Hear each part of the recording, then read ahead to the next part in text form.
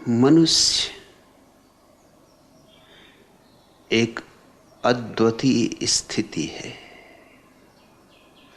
और ध्यान रखना शब्द स्थिति। एक जगत है मनुष्यों के नीचे पशुओं का, वे पूरे ही पैदा होते हैं, उन्हें जो होना है वैसे ही पैदा होते हैं। और एक जगत है मनुष्य के ऊपर बुद्धों का, उन्हें जैसा होना है वे हो गए, अब कुछ होने को नहीं बचा। और दोनों के मध्य में मनुष्य की चिंता का लोक है। उसे जो होना है अभी हुआ नहीं, जो नहीं होना है वह अभी है। इसलिए तनाव है, खिंचाव है, पीछे की तरफ खींचता है पशुओं का लोक, पक्षियों का लोक, वृक्षों का लोक, नदी पहाड़ों का लोक। आगे की तरफ खींचता है बुद्धों का लोक, जिनों का लोक, तीर्थंकरों का लोक, अवतारों का लोक। दोनों आकर्षण प्रबल हैं।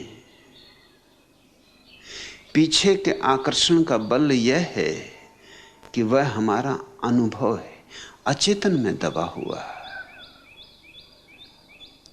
उन सारी योनियों से हम यात्रा करके आए हैं, वे जानी मानी हैं, परिचित हैं। उन लौट जाना आसान मालूम होता है। इसलिए शराब और शराब जैसे मादक द्रव्यों का इतना प्रभाव है। शराब की खूबी यही कि थोड़ी देर को तुम्हें तुम्हारी आदमियत से नीचे गिरा देती, तुम्हें फिर वापस पशुओं के जगत का हिस्सा बना देती। वही शांति, वही सन्नाटा, वही निश्चिंत भाव सुखद मालूम होता है, लेकिन वापस तो लौटना ही होगा। थोड़ी बहुत देर नशे में डूबकर फिर वहीं लौट आओगे जहां थे, और भी ज्यादा चिंताओं में। क्योंकि जितनी देर तुम बेहोश रहे चिंताएं बढ़ती रहीं।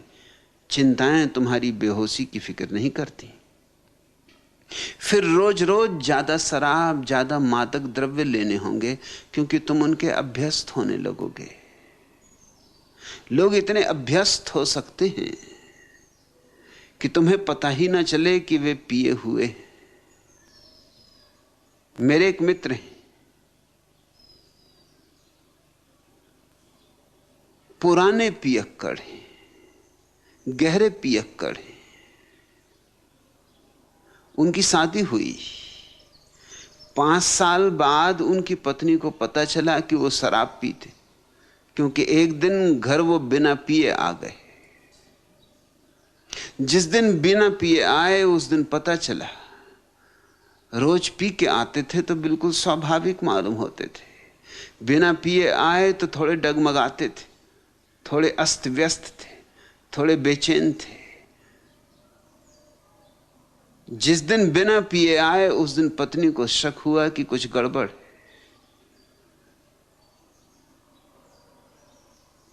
मैं उनसे वर्षों से परिचित हूं, कितना ही उन्हें पिला दो, तुम ऊपर से जांच करके बता नहीं सकते कि वो पिए हुए। अभ्यस्त हो गए, शरीर ने इस नए रसायन को सीख लिया। और फिर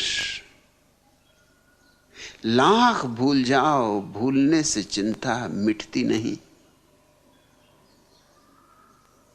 चिंता तो अपनी जगह खड़ी है, और चिंता मनुष्य की दुश्मन भी नहीं, उसकी मित्र है। चिंता का कांटा ही तो उसे आगे बढ़ाता है, वही तो उसकी चुनौती है।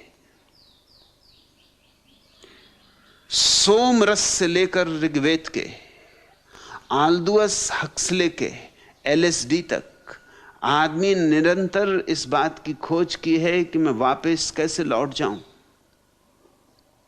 कवियों के मन में बहुत आकर्षण होता है पक्षियों जैसे आकाश में उड़ने का मुक्त गगन, फूलों जैसे सूरज में खिलने का, वृक्षों की हरियाली, नदियों का कलकल नाद, सागर में उठते तूफान और आंधियां, आकाश में गरजते बादल और कड़कती बिजलियां। और कवि आतुर हो आता है लौट चले पीछे को। यह आकस्मिक नहीं है कि कवि, चित्रकार, संगीतज्ञ आम तौर से मादक द्रव्यों में उत्सुक हो जाते।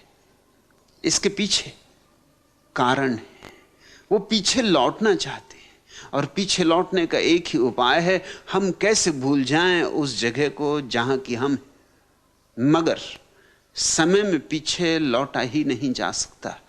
एक बाप अपने छोटे से बेटे को समझा रहा था नेपोलियन का प्रसिद्ध वचन कि इस जगत में कुछ भी असंभव नहीं। उसके बेटे ने कहा रुको, 1 मिनट रुको, मैं भी आया।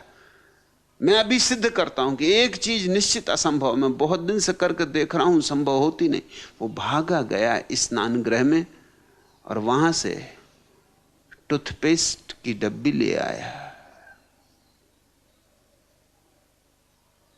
टूथपेस्ट के ट्यूब को निकाल के उसने 2 जोर से पिचका के टूथपेस्ट बाहर निकाल दिया और अपने बाप को कहा अब इसको फिर भीतर करके दिखा दो। तो मैं मान लूंगा कि नेपोलियन ठीक कहता है कि जगत में कुछ भी असंभव नहीं। मैं तो बहुत कोशिश करके हार चुका। जो बाहर आ गया सो आ गया, फिर भीतर नहीं जाता। इस छोटे से बच्चे ने अपने ढंग से एक महत्वपूर्ण बात कह दी। छोटे बच्चे कभी कभी बड़ी महत्वपूर्ण बात कह देते। इसने यह कह दिया कि कुछ चीजें वापस नहीं लौटती और समय तो निश्चित ही वापस नहीं लौटता है। कोई उपाय नहीं है समय की यात्रा में पीछे जाने का। तो आदमी आगे ही जा सकता है, पीछे नहीं। पीछे जाने की चेष्टा में जितना समय गंवाया, व्यर्थ गंवाया।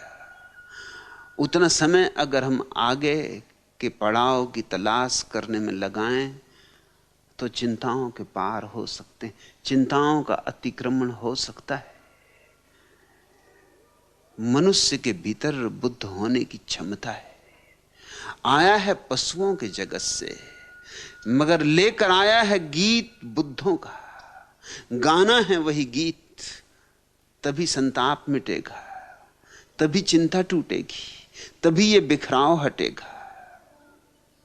हम इस दुनिया में जरूर हैं, मगर हम इस दुनिया के नहीं। हमें आगे जाना है, हमें पार जाना है। पार का बुलावा प्रतिपल आ रहा है। दूर का किनारा पातियों पर पातियां भेज रहा है। कब तक अनसुनी करोगे? कब तक पीठ किए रहोगे?